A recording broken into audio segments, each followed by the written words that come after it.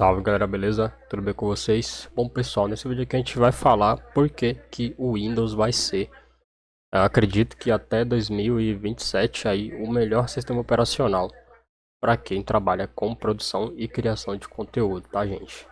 Então vou mencionar aqui alguns pontos que eu pude estar observando aí durante essa tentativa de migração para Linux novamente, né? Vocês sabem que o canal sempre focou mais nessa parte de divulgação de software livre e tudo mais. E vai continuar, né, a gente focado nessa parte aí. Mas é necessário que a gente separe aí alguns pontos, né, alguns segmentos ali em que eu acho que o Windows ele não tem como perder assim o trono, né? Eu acho que acredito que ele não vai perder espaço ali, justamente pela incapacidade, né, que as distribuições Linux têm hoje de manter uma consistência, né, de funcionamento ali em alguns segmentos, tá? Primeiro ponto, tá, gente? Ecossistema e integração, tá? O Windows ele tem um ecossistema e uma integração com diversos tipos de aplicativos, software, né, dispositivos de marcas e fabricantes e desenvolvedores diferentes. Ele tem uma integração incomparável, tá, gente? E eu digo isso sem demagogia nenhuma, tá? O sistema ele é realmente integrado, né? Como vocês podem ver, o próprio aplicativo de WhatsApp ele é extremamente integrado ao sistema, tá? O que é integrado com o Windows também? O próprio Discord, tá? No Discord, quando eu estou em call e jogando algo, ele não só mostra o que eu estou jogando, mas também ele me avisa, né? Dentro do jogo aparece aqui umas pop-up flutuantes, né, do chat, né, de quem tá na call comigo, né? Então eu sei quem entra na call sem precisar sair do game e eu sei quem saiu e sei quem entrou na call sem precisar sair do game. Então, para quem faz stream e usa o Discord, né, durante as transferências tem essa possibilidade. Claro, né, quem tem outro monitor, por exemplo, ou um segundo PC não vai sofrer muito com isso, né? Mas no meu caso que tenho somente um computador para fazer tudo, né, então eu acabo sofrendo mais, tá? Uma outra questão, tá, gente? O desempenho, tá? Tanto aplicativos para edição de vídeo quanto os próprios games que eu rodo no dia a dia, eles acabam não só tendo uma integração melhor com o sistema, como também um desempenho melhor, justamente por conta do drive ser totalmente otimizado para a plataforma, né? Então, cara, mais um ponto que é incomparável em relação ao Linux, na minha opinião, hoje em dia, tá? Isso eu falo sem necessariamente, pessoal, colocar assim pontos duvidosos, tá? Porque a gente sabe que o drive da NVIDIA para Linux eles são mais limitados, então são poucas versões e não é a mesma versão que vai funcionar para a mesma GPU em determinado computador, né? Então a gente tem essa inconsistência do lado do Linux que ela não vai ser resolvida a longo prazo, tá, gente? Talvez daqui a 5, 10 anos isso esteja completamente resolvido, mas se a comunidade continuar com a visão, não vou nem dizer comunista, né, mas a visão comunitária de que o software livre tem que ser de graça, isso não vai ser melhorado, tá? Sinto muito em falar. Outra coisa, tá, gente?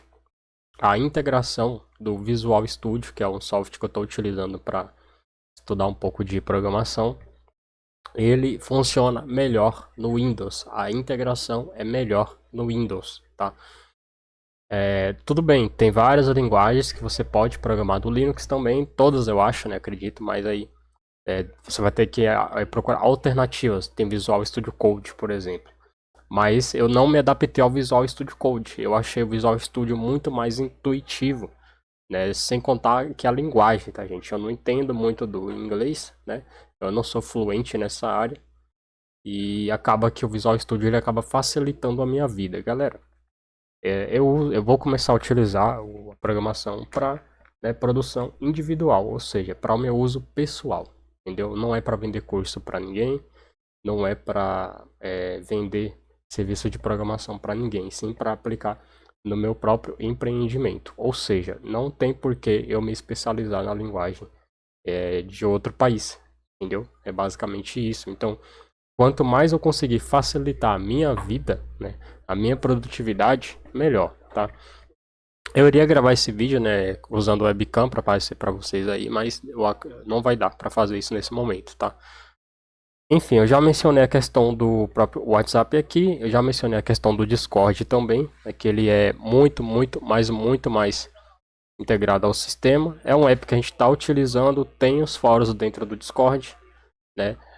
Cara, as nossas plataformas que a gente está criando, né, para oferecer serviços aí, como eu falei, eu vou lançar uns serviços em breve, tá? A gente já tem um sistema de distro custom, né? Mas esse serviço provavelmente ele vai ficar em segundo plano, tá, gente? Eu vou manter o suporte que a gente já tem para os dois sistemas que a gente tem aqui. Pretendo lançar uma outra versão base arte aqui, só para complementar mesmo o serviço, mas esse aqui é um serviço que provavelmente vai ser dedicado para suporte a membros. Então, pessoas que comprarem isso daqui vai ter um grupo para membros lá que vai ser para suporte mais comum, tá? Mais simples. Vai ter um fóruzinho, vai ter a nossa ajuda ali para resolver as coisas, tal, mas não vai ser um suporte dedicado.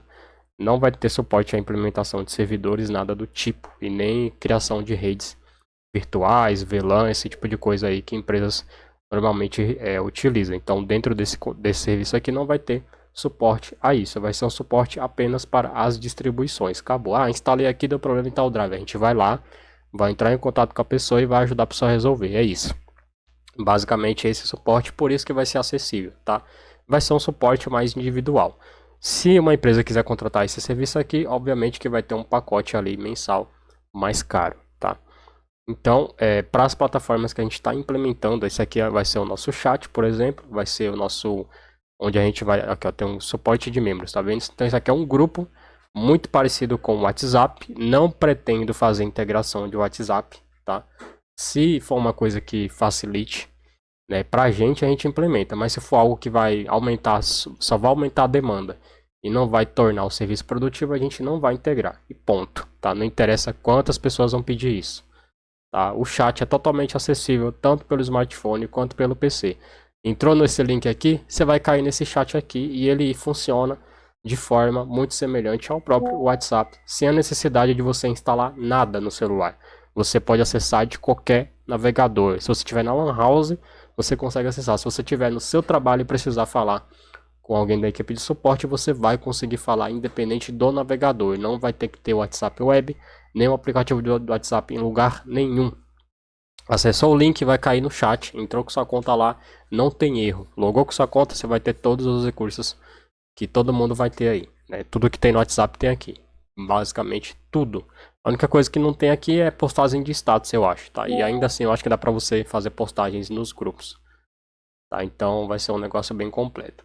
Então, dentro desse contexto aqui, agora que eu já usei esse tempo para fazer a jabá, né, os serviços eles são melhores implementados no Windows, tá, gente? Eles se integram melhor, tudo que eu falo, tá? Até o próprio WordPress, se você instalar no PC, para mim, na minha visão, ele funciona melhor dentro do Windows, tá? O que mais que eu notei aqui? Bom, eu consigo criar um app web tanto do Gemini quanto do ChatGPT, né? Quanto do Copilot lá no Linux também. Dá para fazer, só que não funciona da mesma forma. O ChatGPT até no Windows ele dá umas bugadas quando tu cria o app web. Às vezes tu dá um comando para ele te ajudar com algo e aí tu tem que atualizar, dar um refresh na página, senão ele começa a quebrar o texto. E aí eu parei de usar ele como app web. Uso só no navegador quando eu quero uma resposta muito específica. Já o Copilot não. O Copilot ele é totalmente integrado ao próprio Microsoft Edge, né?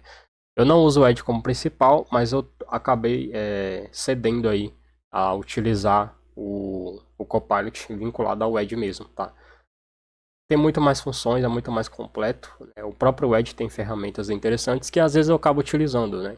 Apesar de eu não usar ele para navegar no dia a dia, mas eu acabo utilizando alguns serviços que ele tem aí, tá? Tem essa questão do notebook aqui, os plugins funcionam melhor também, né? Tu pode instalar diversos plugins aqui no Copilot também. Então, cara, são muitos recursozinhos que fazem a diferença no dia a dia para quem produz de fato, né? Outra coisa que funcionou melhor no Windows, o Irion Webcam, tá? É uma webcam boa, tá, gente? Que tem uma qualidade Full HD, 60 FPS ali, para tu gravar ou fazer um podcast, ela tá acima de 300, 400 reais. Isso der muita sorte de pegar preço promocional. Então, o Irion Webcam me resolve isso, só que no Windows ele funciona melhor. Ele tem uma latência menor ele flui melhor a imagem, né? Então, cara, é muito melhor, né? Então, são aplicativos embasados no meu uso, tá, gente? Isso aqui não é uma regra, eu tô falando aqui na minha visão, no meu ponto de vista, da minha análise, o Windows, até 2027, ele vai se tornar o melhor sistema operacional em integração com ecossistemas genéricos. Então, ele vai funcionar bem com dispositivos de diversas marcas, diversos segmentos, diversos aplicativos, e eles vão conseguir integrar isso de uma forma absurda, tá? O próprio VirtualBox, ele melhorou, ele recebeu update, então tanto no Windows como no Linux eles mudaram completamente a cara do site deles aí, né? E não vi diferença no funcionamento. A única diferença de fato é, como eu falei, é que no Linux dificilmente vai ter uma distro que não vai bootar, por exemplo. Já no Windows tem algumas distros que por alguma razão simplesmente não boota. Então, enfim, tem esse problema aí, não vou mentir, não vou passar pano, né, gente? O Windows tem esse problema. Eu acho que para virtualização o Linux sim, ele é melhor. Só que virtualização é uma das prioridades do canal, mas não adianta ter uma boa virtualização se eu não conseguir produzir isso bem, né? Então, por mais que eu vou botar aqui um Zorin OS 17.2, por exemplo, que não deu boot aqui no Windows, entendeu? Mas aí eu vou gravar um conteúdo disso. Então de que adianta eu conseguir botar VM se eu não conseguir criar o conteúdo? Então uma coisa não vive sem a outra, tá, gente? Então as duas coisas têm que funcionar bem, né? E dentro desse contexto o Windows me oferece uma experiência melhor, tá?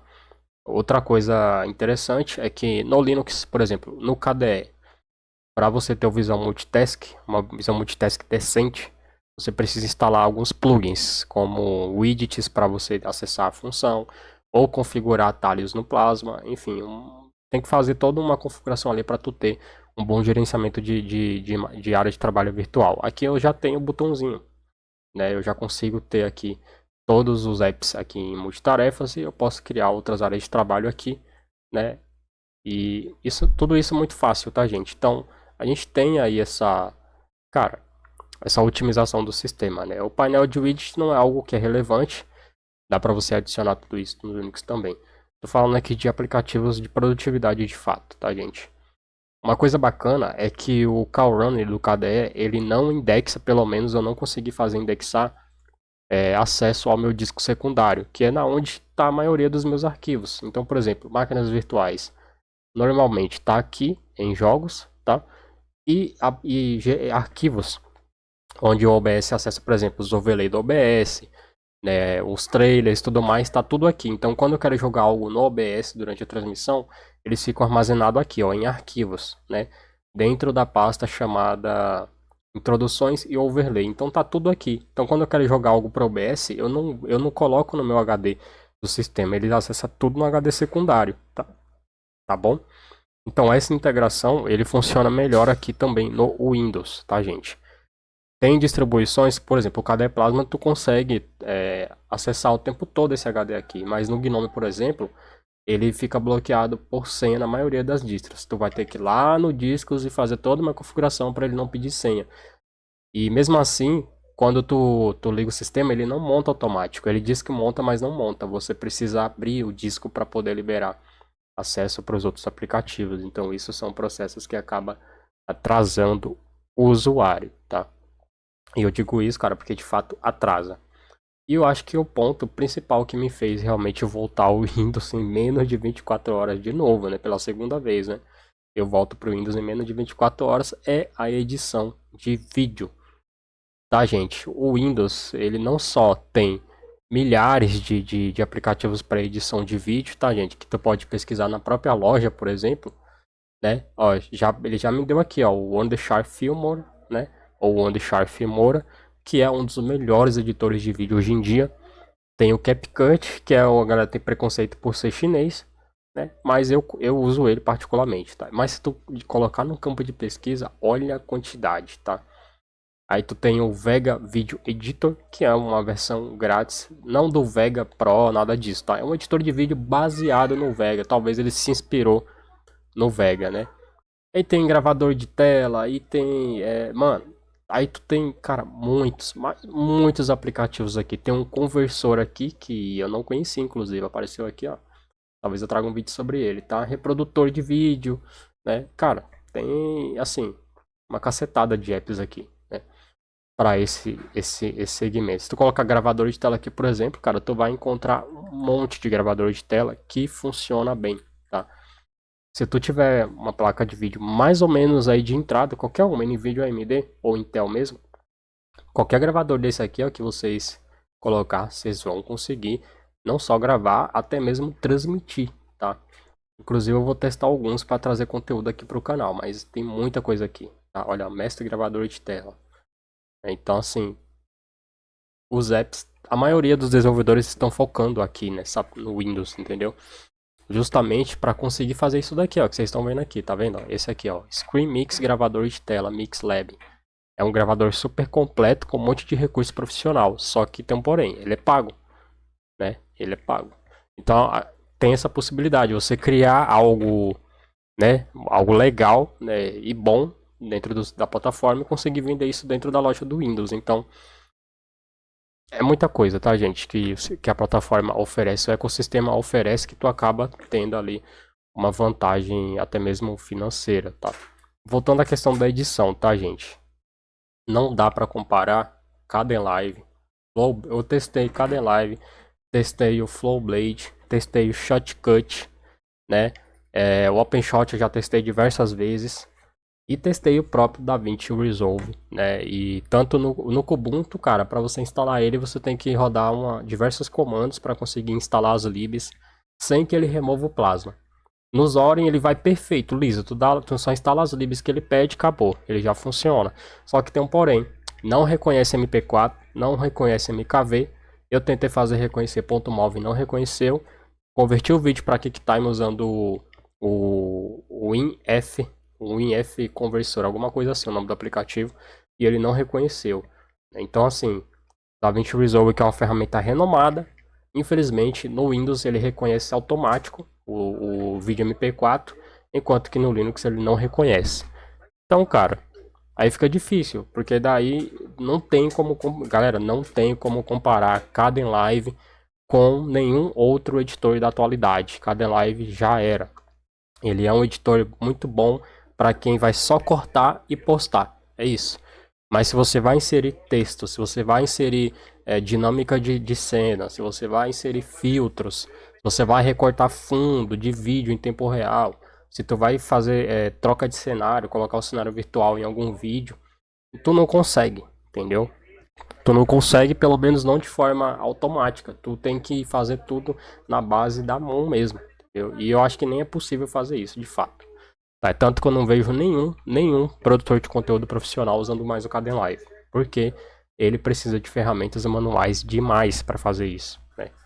Enquanto que a maioria dos editores, como o próprio CapCut, que eu uso a versão Pro, tem esses recursos ali, só para você clicar e rodar no seu vídeo, né, em tempo real. E, mas então o usuário vai ficar estagnado porque não vai aprender a editar um vídeo. Claro que vai, cara. Aí depende de cada um. Se o cara quer virar editor de vídeo profissional, ele vai ter que fazer um curso de algum editor específico aí, né, pra aprender a editar. Mas por uso pessoal, cara, não faz nem sentido o cara gastar tanto tempo pra aprender, entendeu? Esse tipo de coisa que não vai aumentar a produtividade dele, né?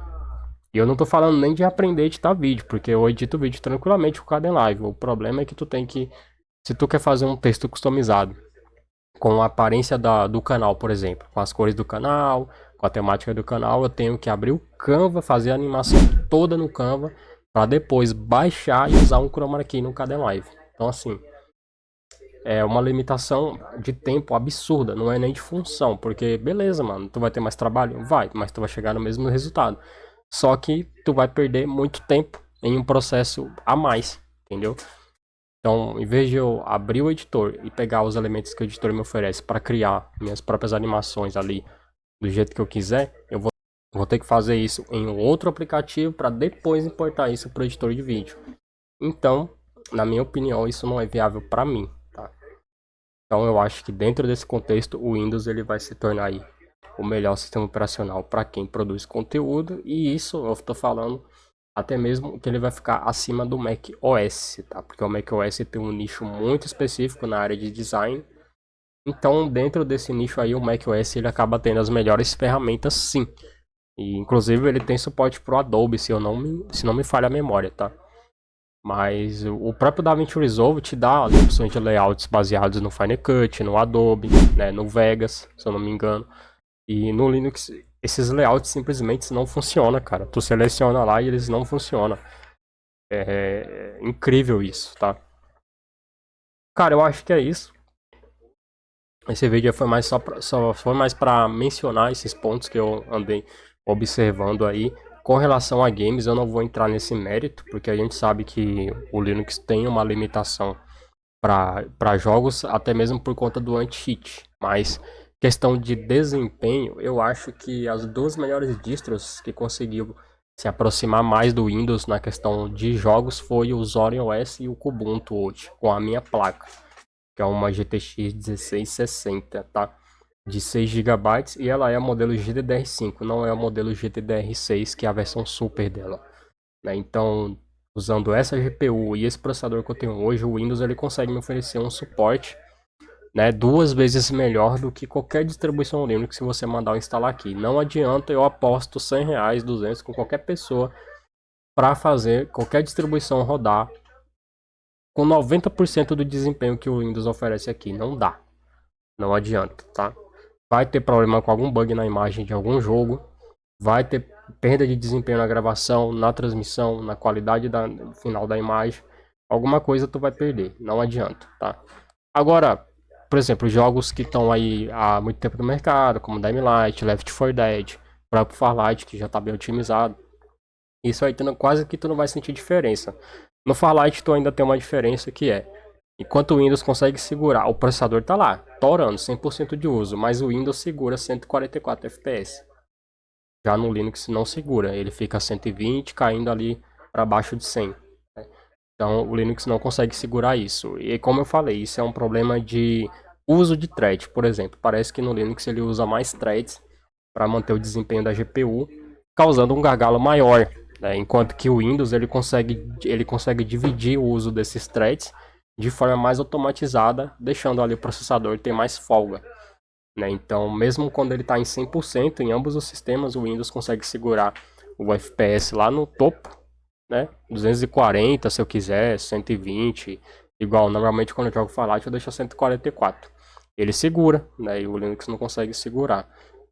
Então não vou entrar no mérito de jogo, porque não tem só esses jogos para comparar, tá? Se for comparar mesmo todos os jogos que rodam lá e rodam no Windows, né? Tirando os que o anti-cheat bloqueia, a maioria vai rodar de forma parecida e em alguns casos até melhor, né? Dependendo da tua placa de vídeo. Mas eu encontrei essa limitação e eu posso falar com propriedade, porque vocês viram, eu fiz mais lives aí em que eu troquei o sistema ao vivo, instalei o sistema ao vivo, fiz diversos testes aí, então eu posso comprovar, porque de fato eu vivi essa experiência aí, foi praticamente esse final de semana inteiro fazendo isso, tá, gente? Então, vai por mim.